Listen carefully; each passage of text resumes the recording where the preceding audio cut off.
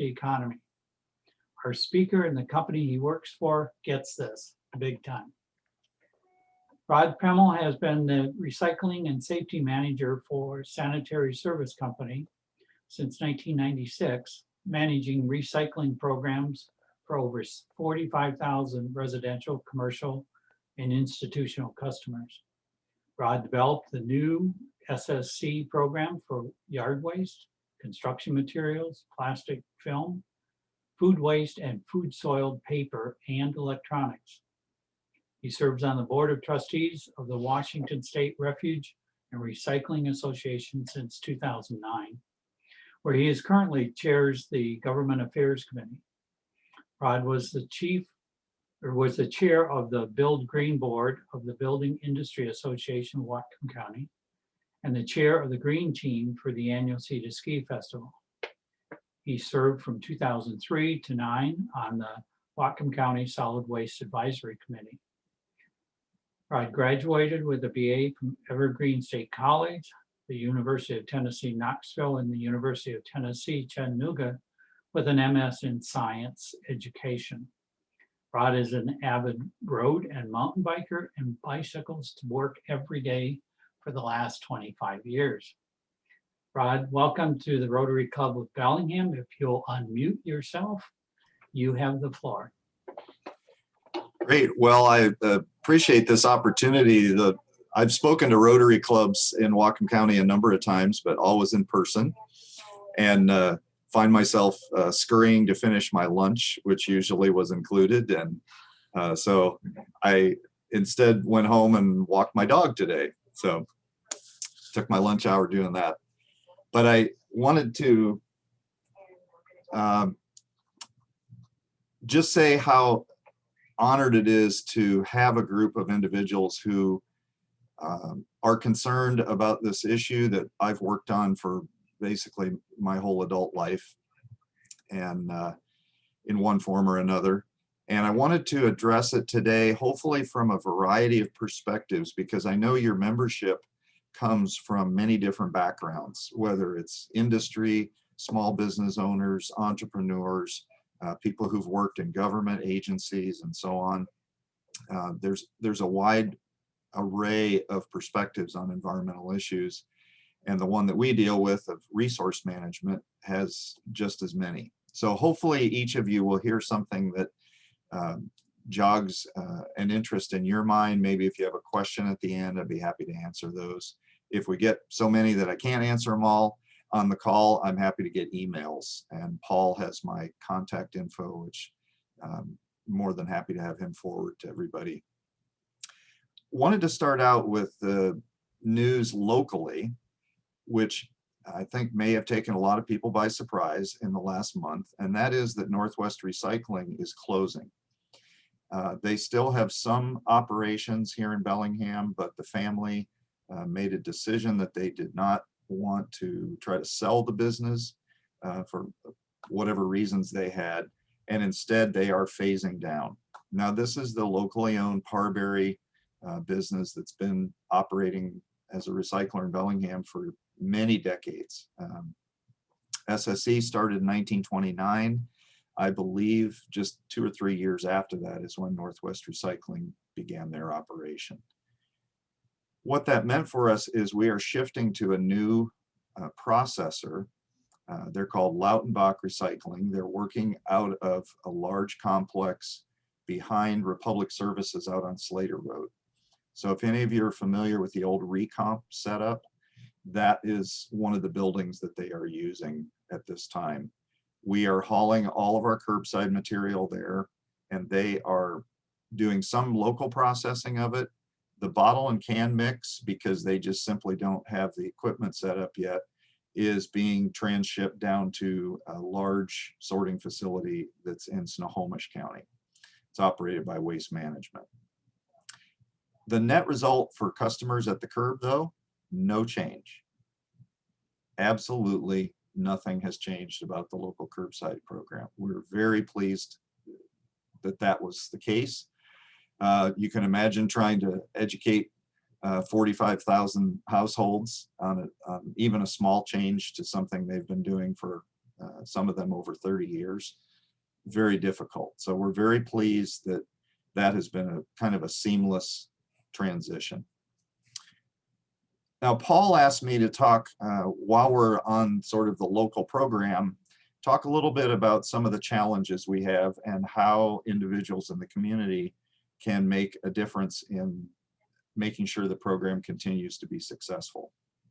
I would say our single biggest challenge, and this is across North America, this is not just Bellingham, that is keeping film plastics out of the recycling. So when I say film plastics, I'm talking about bread bags, Ziploc bags, garment bags, bubble wrap, thin plastic packaging of any kind is extremely difficult to get out of the curbside mix. Usually it winds up in the bottles and cans. And when that goes to one of these big sorting facilities, as you can imagine, there's lots of moving machinery. Where does the plastic film tend to gather? Well, it gets wrapped around the machinery and it causes serious safety problems. They have to shut the whole line down periodically. Then they have to lock out the system and send workers in basically with box cutters to slash away at this plastic that has completely bound up on the machinery itself. If any of you have ever sucked anything into your vacuum at home that you got a little too close to, just imagine that times about 100 with hydraulically powered equipment and the speeds that those lines are running. It's a real problem. In addition, once they get the plastic out, there is really not much of a market for it. So if people put it into the curbside, it ends up at the processor, it's really garbage. They have to pay to get rid of it as trash. Now, thankfully in our program, we have some advantages. The drivers can see in your bins. If they see plastic bags or film in there, they tend just not to pick it up. They'll leave you a tag saying, please remove these items and we're happy to take your recyclables. We also have the advantage that we've had a consistent program for many, many years. We have a very active education program that goes into the schools. They've been doing that since before 1990, so over 30 years. And it's the same organization. I don't know if any of you have ever shopped at the Restore, but their parent organization, Resources for Sustainable Communities, is the one who operates the school program for environmental issues throughout Whatcom County. So between those two things and the fact that people here locally have really bought into careful sorting, we have not had near the problems that other programs have. Nonetheless, I would say it's our #1 contaminant is plastic film. It's recyclable at most grocery stores. All you really need to do is grab one of those small kitchen bags, the white plastic garbage bags, and start putting your plastic film in it. When it's full, take it to your favorite grocery when you go shopping the next time, and almost all of them right inside the front door have a depository where you push a little door open and drop your bag of clean plastic in there. As long as it's clean and dry, those are really the criteria they're looking for. And again, that would be, if you think about it, rubbing it in your hand, it has kind of a soft sound. Those are the film plastics that industry wants back to make new products out of. Excuse me. If you grab something that's plastic and you rub it and it's loud and crinkly, that probably needs to go in the garbage. Those plastics are very difficult to recycle. They are not heat tolerant. So when they melt, they deform and their chemical structure changes dramatically. Whereas when they melt things like garment bags and bubble wrap, Ziploc bags, those are polyethylenes and they can be melted down and spun out into new products without losing their essential characteristics. So the grocery stores are the best bet. Avoiding plastic when you can. I tend to get paper sacks at the grocery because I use them to put my scrap paper in, and then I lay it on its side in the bin. It's inside that paper sack. There's no way for the wind to blow it out.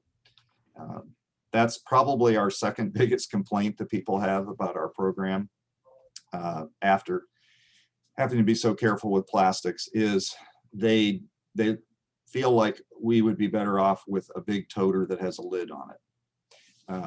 They say things blow out of my bins. I'm creating litter in my neighborhood. We have a tip sheet. There are ways to address that in a positive fashion. And the drawbacks of a toter come right back to those things we just talked about. The driver can't see what's in it, so they tend to pick up things that shouldn't be in the recycling, and they get dumped into the truck. It's too late at that point. We also end up getting more hazardous products, unfortunately, if you go to a toter system. They call it wishful recycling in the industry. And perhaps somebody's heard about disposal of toxics out by the airport, and they figure, oh, well, if I put this can of paint in, SSC is just going to sort that out for me and take it to the right place. Well, no, actually that can of paint's probably going to pop open and make a big mess all over the truck and the road. So going to a single container that has a lid on it has some convenience factors, but the drawbacks are too great for us to move in that direction anytime soon that I'm aware of anyway. So that's kind of the local scene. We have a very solid program. It's continuing virtually unchanged. The markets that we sell into have changed dramatically. And that is one of the reasons, if you live in Bellingham, you've seen a price increase in the last, over the last 7 or 8 months, there's been a price hike. And in large part, that has been to cover the costs of falling commodity values. So I think most of you are pretty savvy business folks. You can imagine if you were collecting material like we do and getting paid something for it, let's say $40, $50 a ton a couple of years ago for mixed paper. And then over the period of 24 months, the market completely flipped on its head. It's kind of like being underwater on a mortgage. Instead of getting paid something to take that mixed paper, collect it from the community, bale it, we are now paying the recycling processor $40 a ton or $50 a ton. So we've gone 90 to $100 in the wrong direction in the last couple of years. Now, why is that? And that's pretty much across the board, all the materials we collect. The reason is that in the largest measure, China and their government made some very sweeping decisions over the last 7 to 8 years. They've had phased approaches that they've called different things. There was Blue Sky and China Sword. And the net result is last January, not last month, but a year ago January, the Chinese government implemented a final complete ban on imports of recycled products from the rest of the world. Now you can imagine being on the West Coast, they were already probably a good market. They were taking 60 to 65% of all recyclables collected in the Western United States. They had been so competitive about that many of our facilities locally, some of you may be familiar with Port Angeles, there was a pulp mill there that had to shut down because they could not compete with the Asian buyers. So we lost a lot of domestic capacity. Our own GP mill was not economic enough for the company to invest. Part of that was this coming pressure of world markets and lower labor costs in Asia, Southeast Asia, India. And that really just came to a head over the last 7 or 8 years with China realizing we're importing shipload after shipload of recyclables, and too much of them, every single load, is garbage. We talked about the single stream container approach. That's what most communities have been using now for at least a decade, if not longer. And it brings convenience, but in most of those programs, for every ton of material they collect, probably 400 to 500 pounds of it is garbage. So out of every 2,000, 400 to 500 has to go to the landfill. Well, that doesn't get sorted out very well until it gets to China. So they were breaking open these bales of what they thought were clean industrial feedstock. And in fact, they were having to sort trash, our trash, out of those materials. And when you have a government like China does, that can make decisions for the entire country and the entire economy at the snap of a finger, well, then you can have very significant changes that affect the rest of the world. Obviously, in America, our government doesn't have that kind of control generally unless there's an emergency. Our markets are much more open and free than the Chinese system. But the government there made the decisions. Interestingly, other countries in Asia have followed suit to some extent. Vietnam, Cambodia, Korea, India, Malaysia, Indonesia, all of those countries have now also tightened their import requirements. So it's made it very difficult to send our recyclables overseas. What that meant, of course, is that we have a glut of material. Back to basic business. People don't stop generating milk jugs and ketchup bottles and newspapers and cookie cracker boxes and so on. It has to go somewhere, and the market is now more expensive. As I said, we're having to pay to have these materials recycled. Still a fraction of what it costs to landfill them, thankfully.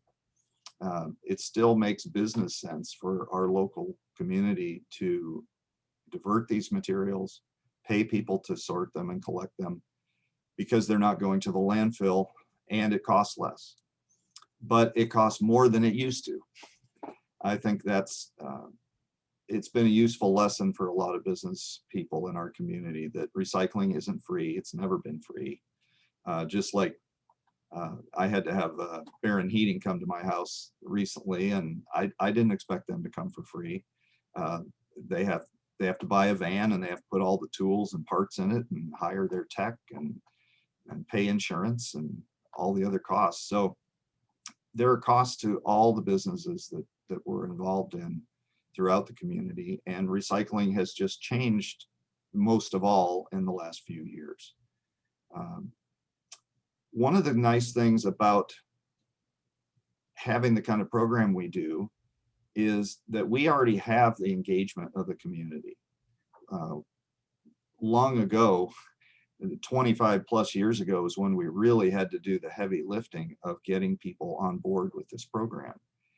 Now the challenge that we have such a dedicated core of customers, whether it's at Western or at the hospital or homeowners, people who live in apartments, is getting folks to take the next steps. And I always like to say, as I do a lot of school presentations, that recycling is sort of like kindergarten. And I don't think if I asked in this audience, did anybody stop at kindergarten? I don't think anybody would put their hand up. We all go on to first grade and we learn new things there, and second grade and third grade. And my gosh, by the time we get to fifth or sixth grade now, I think they're teaching algebra, which certainly I didn't get till I was in high school, when I was in elementary school. But the point is, our interactions with the environment and how we choose to use our resources and use our money and our time and our energy needs to also mature, just like we matured as we went through our school years. So how do you heat your building? How do you choose which products when you go to the grocery store? Have you thought about getting an electric bicycle? Wow, now we're talking, this is like middle school now, right? If recycling is kindergarten, that even toddlers can figure out how to do with a little help, those more challenging questions are things that all of us need to work toward. Whether we're in a business setting, whether we're in our household, whether we're part of our church faith community, there's a whole spectrum of ways that people can reduce waste, reduce the need for resource use, which ultimately saves the most, right?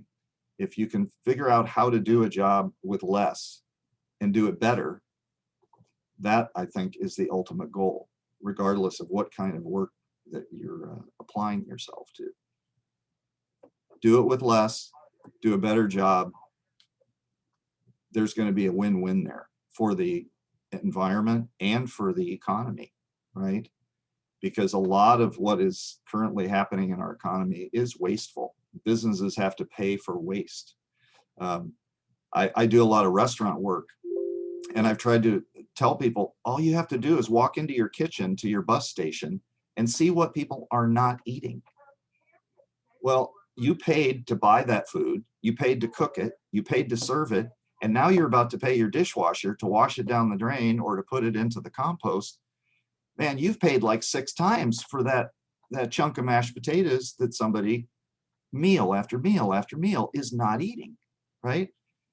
And help those businesses, again, start to think in terms of waste prevention, waste reduction. I don't know if you've had Mark Peterson from Sustainable Connections speak. He would be a wonderful speaker for you. He is the champion there of their program to capture wasted food. And I say that specifically, it's not food waste, which would be things like banana peels, the outsides of lettuce that nobody can really do anything with. We're talking about wasted food. Last year, they collected almost 50,000 meals worth of wasted food from local businesses who were willing to call them up or send them a text as soon as they identified, hey, we've got X amount of meals worth of these things. We're not going to use them. We don't want to throw them away. They still meet health code. Mark's program matches those people with someone who can drive there in short order, pick it up, and deliver it to human beings who can eat that food. That's true waste reduction. That's true waste prevention. And really, all of us have lots of opportunities if we start to look around for ways that we can do that. One of the most common questions we get is, what do I do with my batteries? My first answer is, go buy a battery charger. That's what you can do with your batteries. 20 years ago, nobody liked rechargeables. They didn't work well. They had those terrible memory problems. That's a thing of the past. So if that's been keeping you from buying rechargeable batteries for virtually everything at your house, you need to go get a battery charger. Buy some of those new rechargeable batteries. They recharge 100% hundreds of times. They're wonderful. Think about Makita. All the tool companies, they figured this out a long time ago, right? There are no disposable tool batteries. And there's no need for disposables in so many of the others that we use.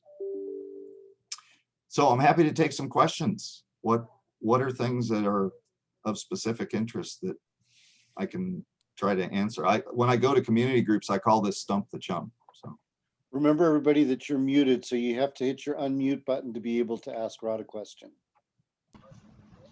I'm good. sure, Go ahead, John. Rod, this is kind of a small question, but you know, with disposing of a computer, you take out the hard drive and smash it, and I assume that goes into the landfill. But with a tablet, there's no hard drive to pull out. What do I do with that information that's stored in the tablet before I take it to you to get recycled? Well, there is a state, I'll kind of jump one step and then come back to your question. There is, in fact, a state program that covers computers, monitors, TVs, and laptops. I believe that your tablet would fall into the laptop category. And the way it works is the manufacturers of those items each year are assessed a fee for each unit they sell into the state of Washington. That pays for a recycling network. And there is a company here locally that was taking it, Safe and Easy Recycling. I think they have closed now as a drop-off point, but Goodwill will accept those items. Those 4 items are free to recycle for any state resident. Well, thank you. That's helpful.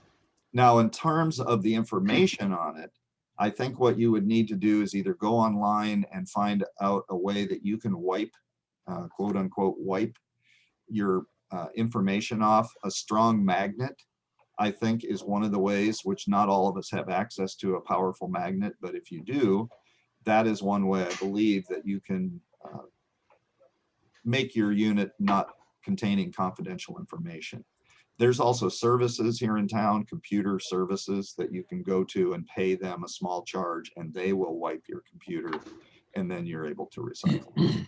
John, Thank you. this is Mark Nettle. There are lots of utilities that you can download if you do a Google search that do a military grade wipe of your tablet or whatever else you have. You just download it, hit the execute, and after that it's dead, but it'll wipe it completely for you. Okay, great. Thanks, Mark. I've got a question. In the metal bin, of course, the aluminum is the most desirable, I assume, recycles easily, and we're all aware of that.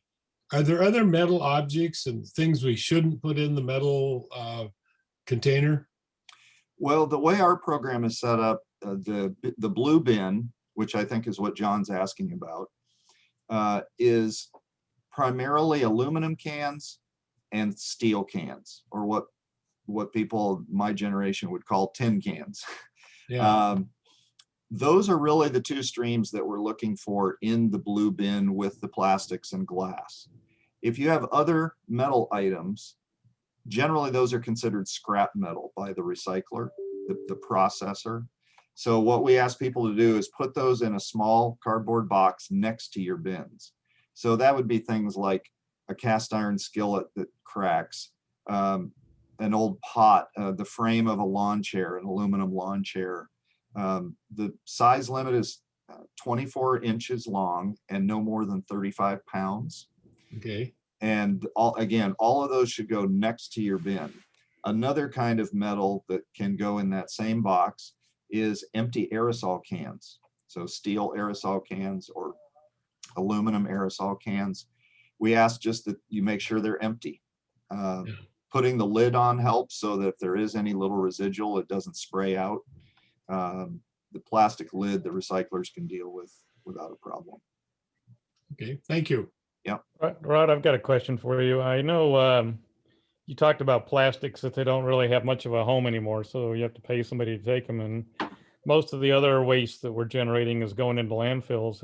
Has Whatcom ever considered trying to put in place a facility that allows us to essentially burn the local waste and turn it into energy and make it a energy conversion plant? There have been people in the community who have kicked that idea around. We have not approached that ourselves because we're really not the end processor. We're just the collector. I think what you've seen is that programs like that had so many air quality issues for so long that it's been really challenging to get regulatory folks and people in government to kind of wrap their head around, okay, we're gonna burn this material and get enough energy to be able to get money then to clean up the exhaust that is going into the atmosphere. There are economies in Scandinavia in particular that do that with much of their waste stream, right? Not just selected parts, but a significant portion of the solid waste stream is incinerated. There are companies who are pretty persuaded that pyrolysis of plastics, so not actual combustion, but chemical combustion, if you will, to release, and again, energy, is the way to go with some of these plastics. That's one thing you can do at the store, all of you. Choose plastics wisely. 1s, 2s, and 5s have pretty stable markets. It's the 3s, 4s, 6s, and 7s that are the most difficult. So there again, a waste reduction strategy when you're at the store is just look at the bottom of the package. And if it's got a 6 and you can get the product next to it in a number 1, choose the number 1 because that has a stable market and will almost certainly get made back into. It's the film plastics. And just to give you an idea of the scale of the whole waste stream, the plastics that are a challenge are about 1% by weight. 1%. So when I work with businesses, I caution them on their strategies to be cost effective and time effective of their employees. If you're down to the point, I told Rudd Brown when I worked with Risex, his company in Bellingham, I said, Rudd, you're down to worrying about cigarette butts. I think it's time to worry now forget about solid waste. If you're down to cigarette butts, let's talk about how you heat and cool your building. Let's talk about how your employees get to and from work. Those are much more impactful and potentially positive steps than trying to figure out what to do with cigarette butts. I use that as an analogy that if we let this 1% of plastics kind of wag the whole dog, we're really going to miss the boat on other much more important problems, I think. Rod, Rod? could you repeat the plastic numbers again? What's good, what's bad? The ones with the most stable markets are ones. That's otherwise known as PET, polyethylene terephthalate. Number 2, you'll see the letters HDPE. That's high density polyethylene. And that comes in both what they call natural, that would be a milk jug looking material, and colored laundry detergent is the kind of the classic example. A big jug, bright green, bright orange, bright yellow, whatever color it is. Those are both the same plastic. One has been dyed, one has not. And then number 5s are polypropylene, or PP. Find a lot of dairy products, cottage cheese, yogurt, sour cream are packaged in those tubs of various sizes. 2 and 5. And many of those are polypropylene. Rod, I had a 3, question. 4, and 6 are bad. 3s are the PVC plastics, very difficult and actually toxic to recycle for the people at the processing. They release chemical compounds into the air when they're processed.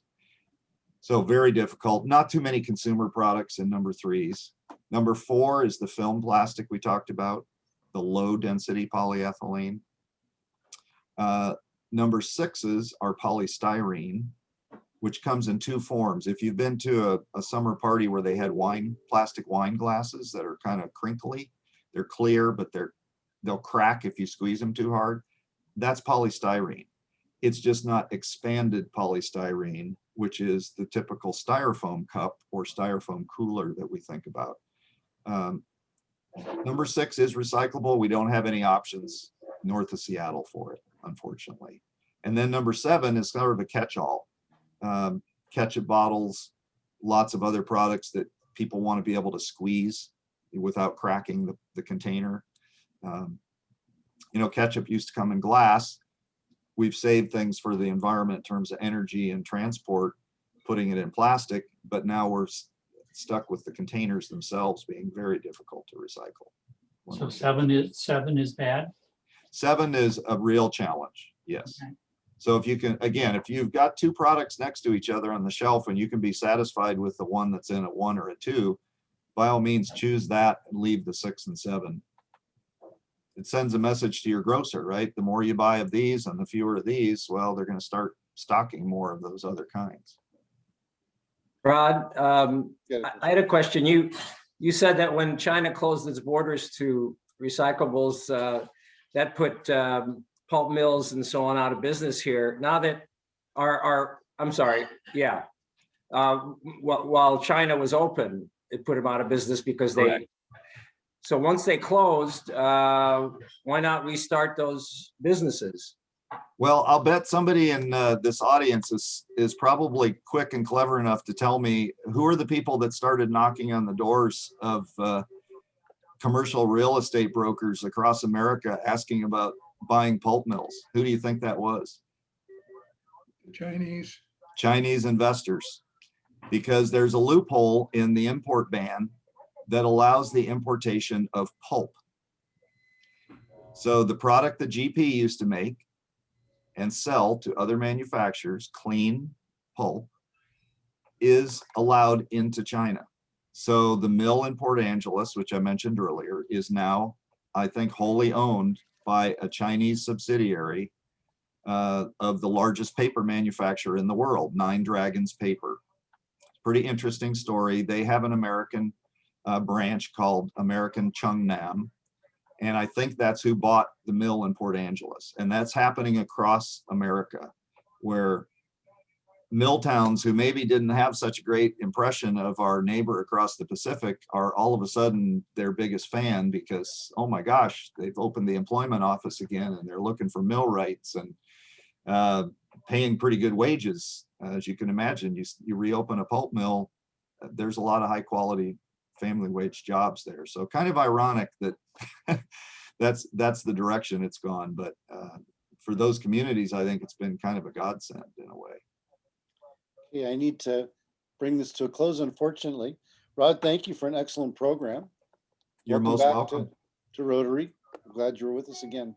Yeah, anytime. Thank you very Thanks much. for your time. And as I said, feel free to email me anytime. Okay, your program today, your greeters were Brad, Sandy, and I. Dominique was your AV expert who did John Harris's music video. John Pedlow, our Tatler reporter. Catherine Reardon, our Tatler editor. Nathan Twining did our invocation. Paul Gray introduced the program. Rod was our program. And Hans did the book report. And we had about mid-40s level number of participants today. So I'm going to go ahead and let Sandy ring the bell, and then I'll do a real brief COVID report.